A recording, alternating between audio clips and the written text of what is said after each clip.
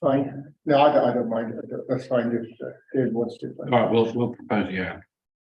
Yeah, seconded. You've got the agenda there in front of you, David. No, I'm going to propose Jan to take us through to be the chair. No, no. Oh, I thought that's what we just agreed. No. All right, go ahead. John, Councillor Orwell suggested yourself, and I think that's fine. So, David takes the chair. We appear to have been frozen online, but let's just Okay. let's just go. Right, I'm just pulling up the agenda on my tablet. I think it's a straightforward agenda, actually, from my side.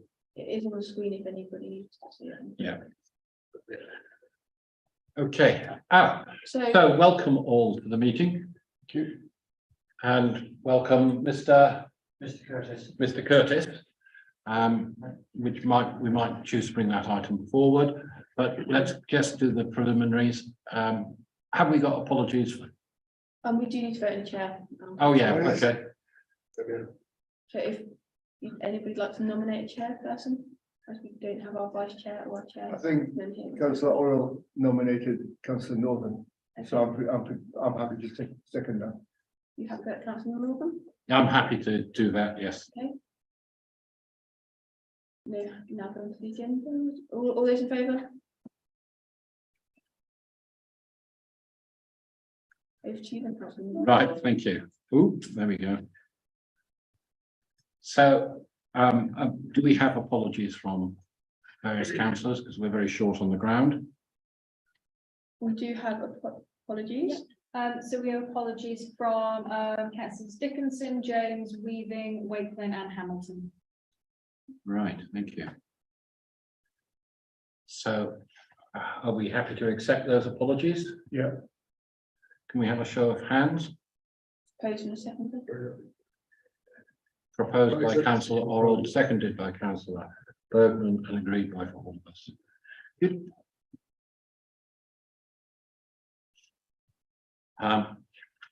Moving on to the next item, declarations of interest. Does anybody wish to declare any interests? Thank you. And minutes of last meeting. I would just, has anybody got any comments?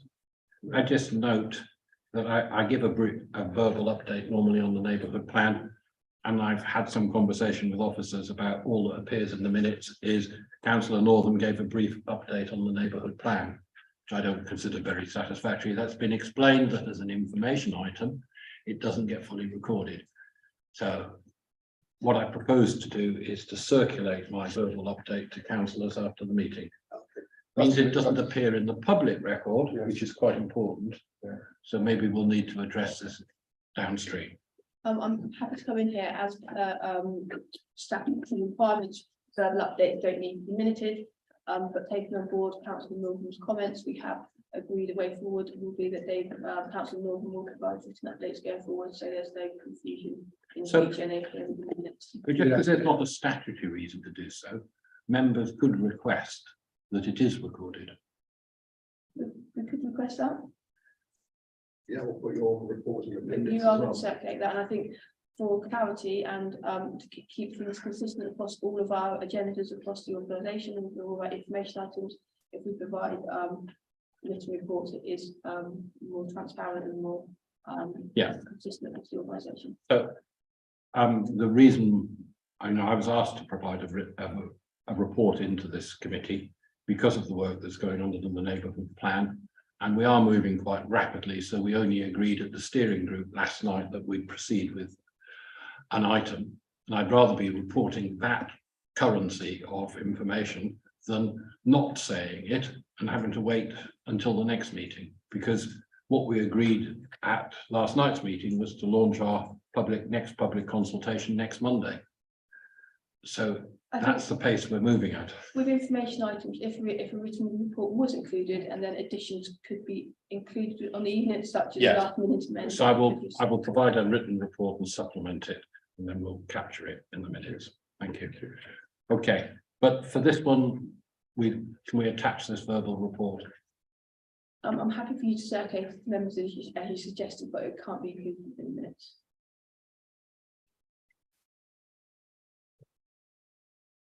Okay. So I'm not going to take over the meeting. Right, so do we have somebody to recommend the minutes for approval? I recommend them. Seconder? And voting? Yeah, I'm going to seconder. abstain. Okay. Thank you. So Mr. Curtis is along today, and fortunately, the item which interests him is the Swan Inn on Dorchester, which you can see is early on in the agenda. So I suggest we move on to that agenda item, having rather than calling on him to talk at this stage. And in fact, he's wanting to hear what we have to say, and then he will respond if we require it. So we'll move on from item 4 to item 5. These applications have been notified to our clerk that members would like to discuss them. I hope the members who wanted to discuss them are here tonight. So number 1 on the list is the Swan Inn Dorchester Road. Okay. We haven't decided to talk with them. They came in late. Oh, so these are the late editions. I apologise. Thank you for the clarification. So these came in just before Christmas, I think, or just in the new year. And we have to have a response by the 16th, so we need to decide today. Yes. So let's rehearse what it's about. Many of you know the Swan Inn, and this full proposal is to convert and extend the public house to create 1 in number 4-bedroom dwelling with a 2-story extension, dormer windows and roof lights, internal alterations of the existing 3-bed house and annex in the North Range to create 1 in number 3-bedroom dwelling and 1 in number 1-bedroom cottage, landscaping and car parking. And then there's a further item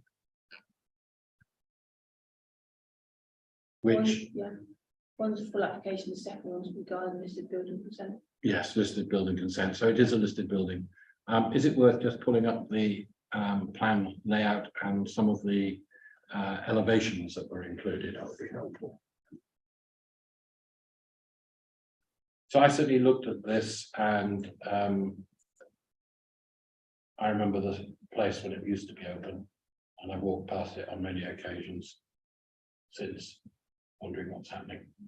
And this did come up previously to the council.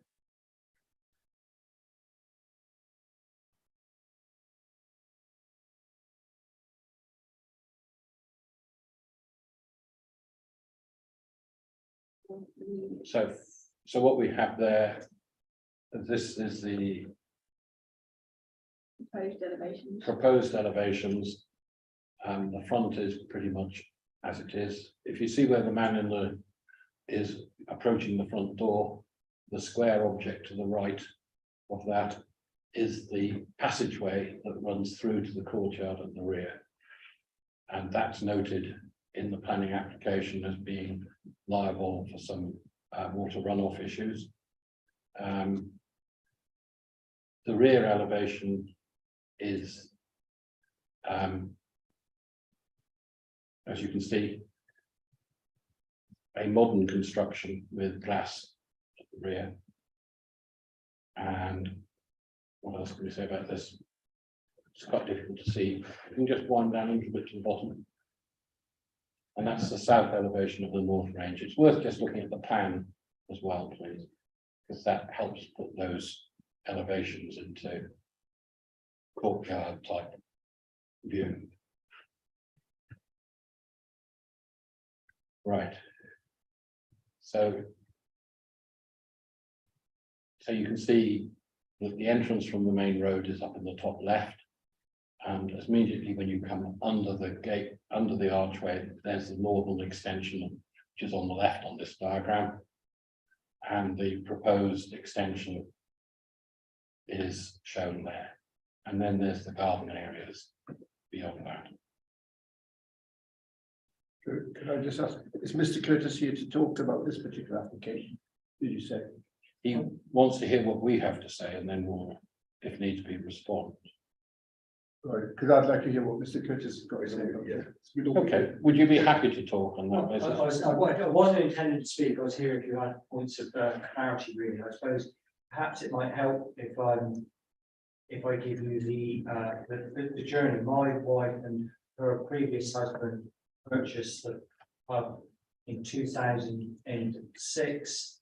They lived in the bit that you're seeing there on your left, the bit that juts out, which is was the letting rooms to the pub. They lived in there. There was a separate flat above the pub, which has been there for forever and a day, which was let out. They put in a planning permission to convert the whole thing into a single dwelling in 2007, which received consent. About that time they split up, and then that's when I met my now wife, and I bought her ex-husband out and became our property.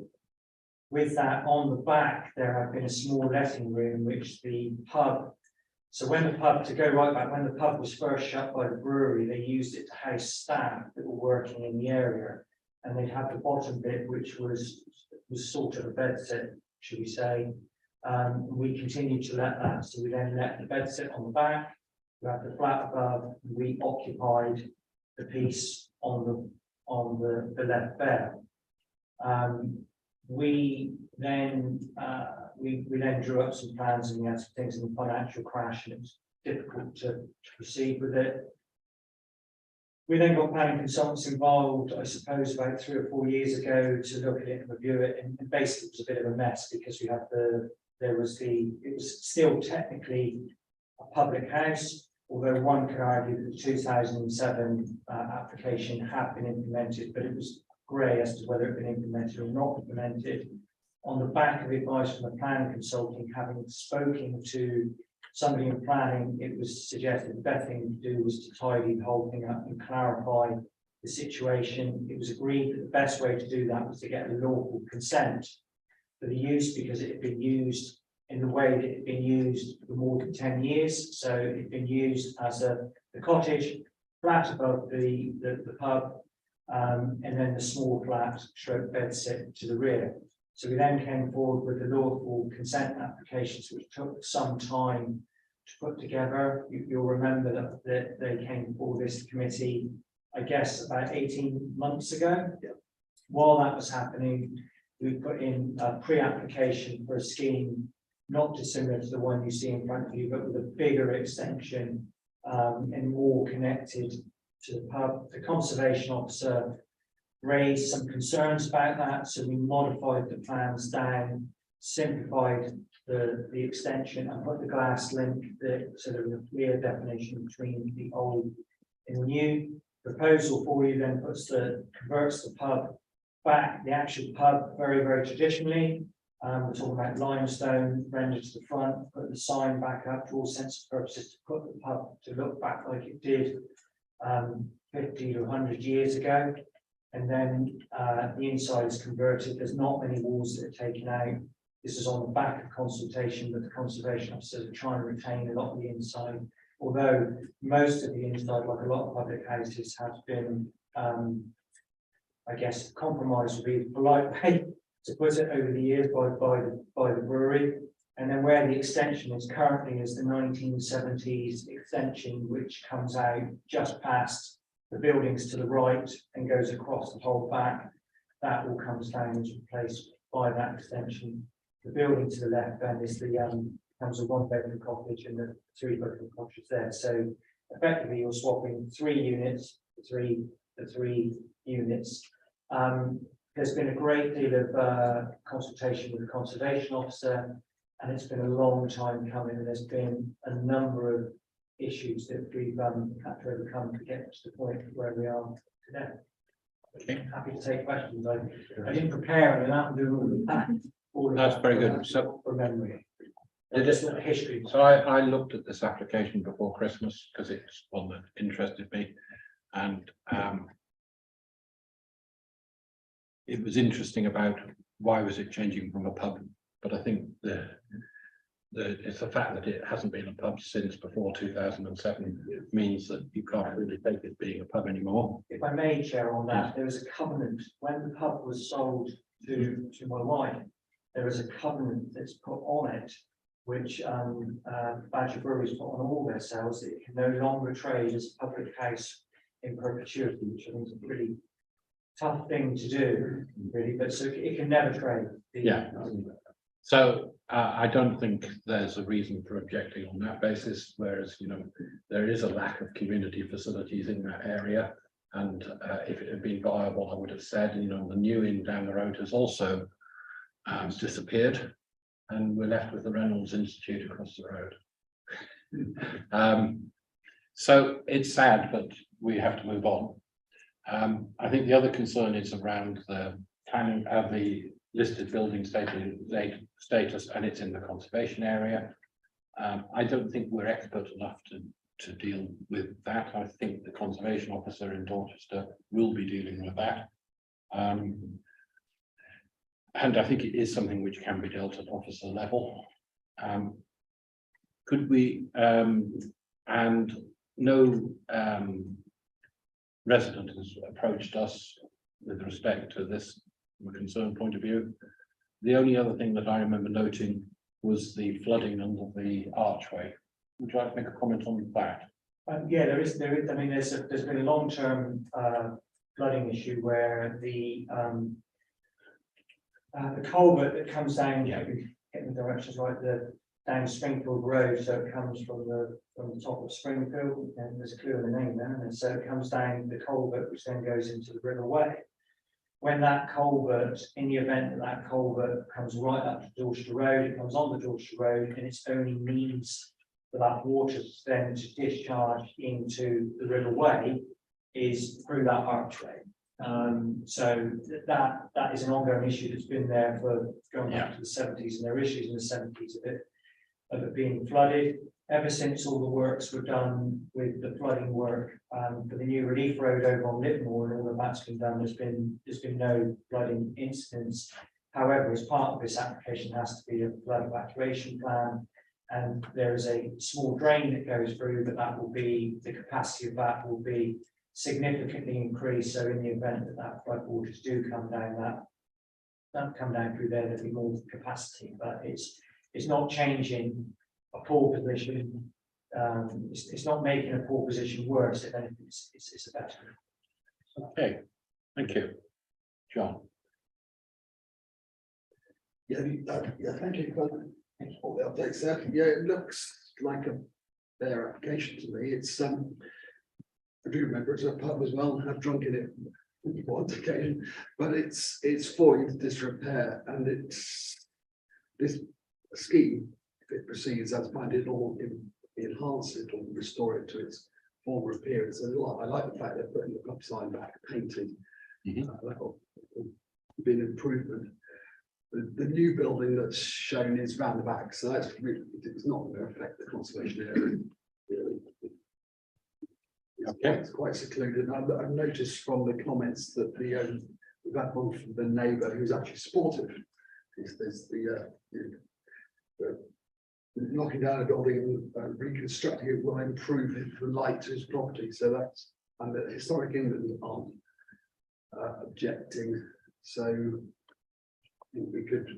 Would you like to make a proposal? My proposal we supported. Yeah, I did just say that, yeah, I know the area well. I do remember drinking a long time ago. It's been looking very sad for many years now, and as you come down the hill there, yeah, it's a shame to see it almost falling into dereliction. So this looks a good plan. I trust conservation officers in the council will sort out the technicalities of it being a listed building and conservation area, but I would support this entirely. Okay. Great improvement. Yeah. As a point of principle, I'm very much against pubs being converted into houses. For a number of reasons, not least the loss of community spirit, and we certainly need them. In this case, however, it hasn't been operated for over 10 years, has it? So I don't see how we can object to this particular case. I would suggest we also make an addendum just to say that we would require the support of the conservation officer to make sure that it's all done properly. And then I'd support. So we support the application, no objection, and we look forward to the conservation officer formally responding. That's yes. Okay. Proposed by councillor Orrell, seconded by councillor Bergman. Those in favour? Thank you very much. Are we taking that also to apply to the listed building consent? Yes. My view is yes. Yeah. All right. Yeah. Thank you very much. Thank you very much. For coming along. Thank you. Not the rest of the meeting.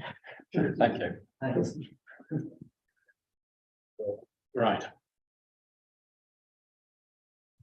So I think we should be looking at these and identifying which ones we wish to move Yeah. into the no objection Yeah.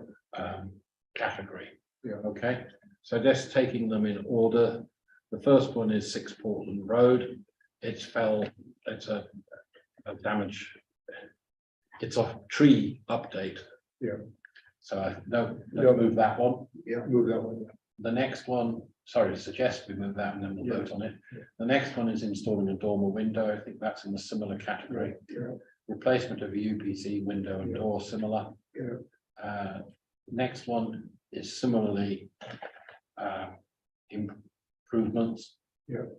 Right, so those three are in that category. And the next one is one which is actually that members should be aware of.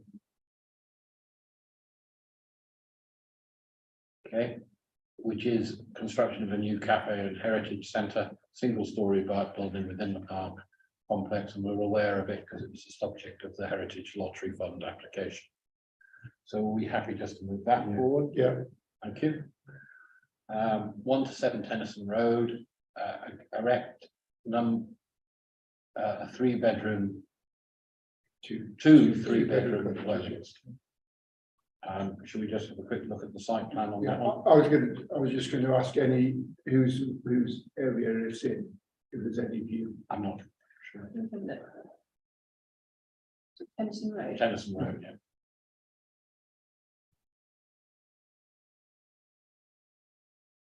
It looks like it was just on Chipper Road, so Yes, potentially Rodwell.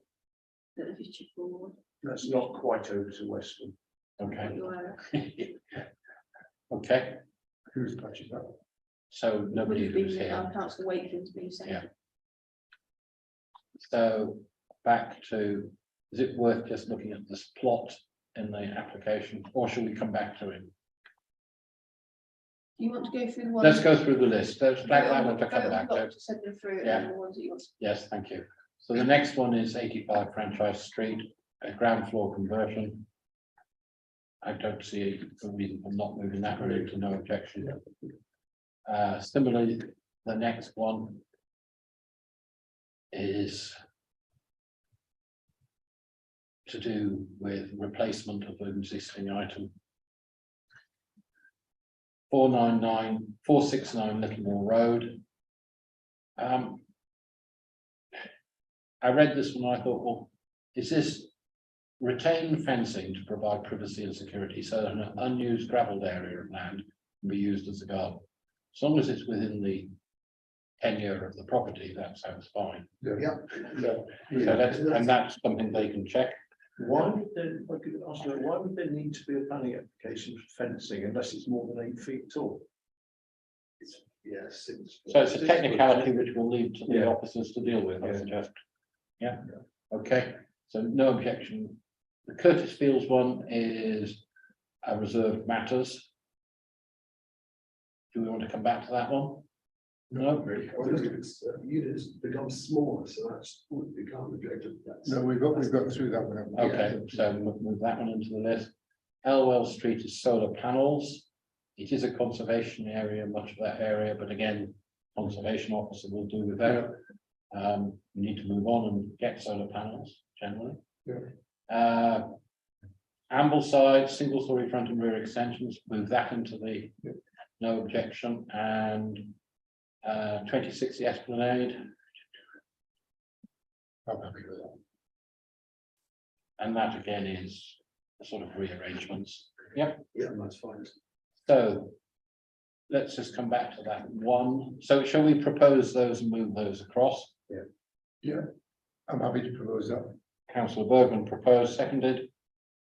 Councillor Oral in favour. Okay, So we've just got one to so we've discuss. got one that we need to see whether we need to worry about. Or we can leave it to the planning officers. So that was 100 and lost it now. Tennyson Road. Is it one? There we go, thank you. So it's a full planning application.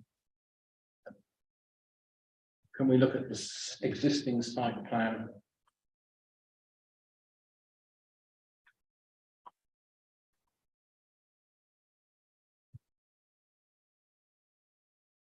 So, Victoria, Sorry. it's okay.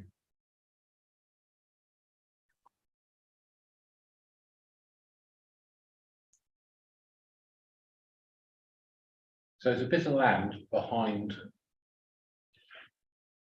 Tennyson Road Oh, okay. that's going to have some I think I know where this is. some houses built on it. If I show you an aerial view of Yeah. Council Norton, I think if it's the same area that I'm thinking. Yeah. I think it will, provide some clarification.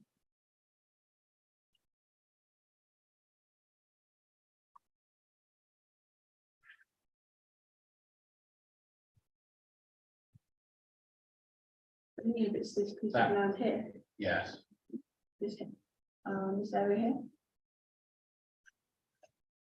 That's. Yes, it is, isn't it? You've got 1, 2, 4 houses and 2. Yes, you've got 1, 2, 3, 4, and that one there, so it's this piece of land here. yes. So the Right. application is to build on that piece of land.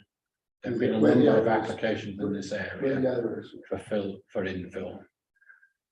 Yeah, that's fair enough, isn't it? Okay, we're minded to move it to the no objection. Yeah. Yeah, because they've got plenty of other amenity land very close, and with the marsh. There are other applications going on at Yeah. the same time, is my caution of that statement, but yes, I think, okay, let's move it into that list. You've already voted on it. Oh, we voted on, let's So you vote need on to this vote item. Propose that this is also added to the list. Who's going to propose that? Yeah. Councillor Young and seconded by Councillor Hall. And vote. Members, please, for. Okay, thank you. Okay. So there's a number here that we have previously identified as not wishing to comment on. We've added those. So shall we now, recommendation is that a comment of no objection is returned for those planning applications plus the ones included into this. Yeah. Who will propose that? Councillor Oral, and seconded, Councillor Bergman, thank you. And voting. Thank you. Is that all in favour? All in favour, Yeah. yes, sorry. Okay. Right, wow. Planning application. We haven't got anything there. have we? You've got an easy job to do, haven't you? I was thinking until you get to the bits which I've raised, yeah. So there you go, item 8, item 7, there's nothing No, there's nothing there. substantive there. Item 8, similarly, item 9, item 10, no wonder we didn't get a good turnout, 11 and 12. So we come on to item 13. So who's going to speak to this item? This is what I asked before the meeting, Councillor Morgan, if you're okay to speak to this, I think you were going to recommend that we move it. Right, so some background to this. Within the neighbourhood plan meetings, we've been discussing how we move forward on local green spaces, and we have now written as a neighbourhood plan steering group, and you can see the attached letter, which is signed by me, to all landowners that certain land is being considered for designation as a local green space. And this is a courtesy because we're going to be announcing that this land is being considered in the public consultation that's taking place next week. So it's a courtesy to the whole landowners. So it's an opportunity for landowners to object that the land is being considered or raise concerns. It's not at the moment in a position where we're asking councillors to say we want to designate this. We are going out for public consultation around a whole bunch of local green spaces. And my suggestion is that we wait until we see the return on that. A number of these spaces I think are suitable as local green spaces, and a number of them are probably too big to get through the examination process, because they are the big parks that we have as well. So it includes all the suitable land within Weymouth that could be considered. That's not quite true. It includes a number of sites which have previously been identified by members of the public as being potential local green spaces. So I'd like to suggest that the recommendation is that we note the list and at this stage have no comment. I agree. I agree. Propose a second then. Thank you. I'll propose it. Can I propose it? Yes, I can. I'll second that. Vote I think that's really in important. favour. You know, it's proper, that's proper process, I think. Yeah. Can I just ask one question? Yes. But we've agreed the recommendation. What's the time scale for closing on requests for green spaces? I'll come to that under the information Right, item. okay. Thank you. Right. The answer is there is no closure. There will be a closure date, but we will be encouraging people at all times to submit applications, and the sort of drop dead date is something like April this year. Right? So we'll be encouraging people, because there are still spaces which we're conscious of that we think could be designated. So my point is, obviously, we just need to let the other councillors on the town council be aware of that. So I will. Which I'm sure you will. Yeah. I'm sure you will. Okay, so information items. Can you take us through these, Charmaine? Thank you. These are just for noting information purposes only for this one, and this one. So I can carry on with to the certificate of lawful use proposed by Dorset Council. Again, information purposes only. Information purposes only. So feel free to read those in your own time. Thank you. And down to neighbourhood plan update. Okay, thank you. So because of the item we've already had, you've heard a bit about this already, but so at yesterday's neighbourhood plan steering group meeting, the steering group agreed that we were in a position to proceed with the third engagement survey. This follows a positive response to our summer survey. Can you pass that over to Freya, because you don't need to take notes on this, as we discussed earlier. Okay. So following the positive response to the summer survey, which I talked about before Christmas, and it's on the website, we've got some key questions on land use and creating a sustainable future for Weymouth. So we've raised 10 key questions which address the following concerns. There needs to be a balance between protecting important community and natural spaces and identifying land for homes and jobs development. Weymouth needs to play its part in addressing the climate emergency. How can it do so? New developments should be carbon neutral, enhance biodiversity, and be energy efficient. We want to retain Weymouth's distinct and separate neighbourhoods and to promote walking and cycling within and between these. And our analysis and public feedback reveal a significant shortfall of affordable homes and sites for employment. A number of sites have been independently assessed and shortlisted for consideration for development. So this survey asks 10 questions on this and includes maps showing development site options, cycle route options, land protection and potential local green spaces, and sites where allotments might be required. So it's the last stage in our engagement, and it will start on Monday the 16th and run for until the end of January. There will be a press release, poster and social media prompts, and we ask people to complete the survey online. But for those with more limited IT access, there will be hard copies available at Littlemore, Weymouth and White Regis libraries for people to complete. And I'd ask councillors to acquaint themselves with the survey by doing it.